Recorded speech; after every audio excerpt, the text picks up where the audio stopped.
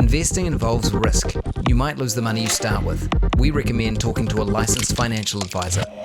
We also recommend reading product disclosure documents before deciding to invest. Everything you're about to see and hear is current at the time of recording.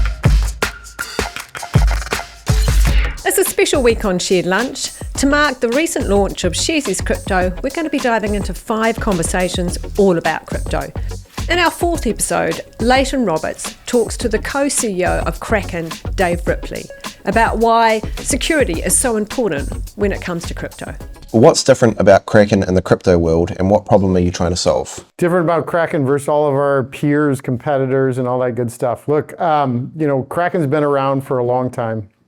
We are built this company on strong foundations: security, regulatory compliance, service, fantastic UX, all of those things. That's foundational. There's probably a handful of other companies that offer that type of thing. What Kraken really cut its teeth on and where we're really, really strong is actually, initially we're individual pro traders, individual advanced traders. And so we really just nail this population. We have the, best UX, best analytics, all the best, most broad product set, broad asset class, derivatives, margin, all these various different pieces. And so that's kind of piece number 2. And then the third is we're actually probably one of the most global fintechs in the world right now. I mean, we started, we're the first place you can buy and sell Bitcoin with euros. So in Europe, we launched, which is kind of a heterogeneous market to start. Then we moved to the UK, then US, Canada, Australia. Now we're in Middle East and LATAM as well. So we are one of the most global. There's really, if you look at it, there's probably count them on one hand fintechs that are actually as global as Kraken is. What is it about Bitcoin and cryptocurrency that gives it a bad reputation for attracting hackers and the dubious crowd? Is it actually more risky than traditional finance? Crypto and, hackers and risky transactions and so forth. So I think the answer to this is none of the above. False. It's a myth. When we look at it, when we look at the data and we look at it as percent of total transactions, percent of total users and so forth, it's actually not more significant on any of these dimensions. Clearly, the bulk of all fraud and money laundering and everything happens in the traditional financial system today. The large majority of it. And a small little minority of it happens in crypto, vis-a-vis the two. Now, of course, crypto is a smaller financial market as it is today, but when you look at it on share of total, it's actually not larger, or more pronounced than traditional finance. So there's been a number of large and high-profile hacks in the crypto space. One of the most recent being Coinbase. That got a lot of attention. What's your view and Kraken's view on this, and what went wrong for this to happen? This is a fantastic question, and honestly, it's super meaningful for the industry, super meaningful for Kraken. Security is one of those things where it's, when we think about it from a customer standpoint, a lot of times, many customers almost don't have it top of mind. It's not the top thing they're most interested in until it's too late. Right? But I think over time, there is that level of knowledge that, comes across the industry. Look, as as we've talked, Kraken was built with security as its first and most meaningful, differentiator that it brings to the market. In fact, Kraken was actually founded following the Mt. Gox hack. So Mt. Gox was actually hacked 2 times. It was hacked one time, and then a couple years later it was hacked the final time that kind of set it down. Right. The first time it was hacked, Jesse actually knew some people this is the co-founder and longtime CEO of Kraken, knew some people in the industry.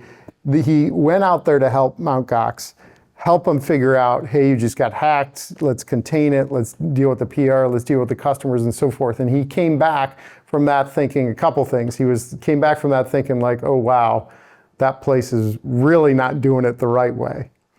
And the next thought is someone needs to do it the right way. And that was how Kraken came to be. And he talked to the co-founder Tom. They set out to build Kraken. So the entire company has been built with like security at its core. And our co-founder CTO Tom, for many years, he often refers to Kraken as a security company with an exchange built on top. So security is super critical. We invest in it. It's not just one function or one team. It's pervasive across every team in the company.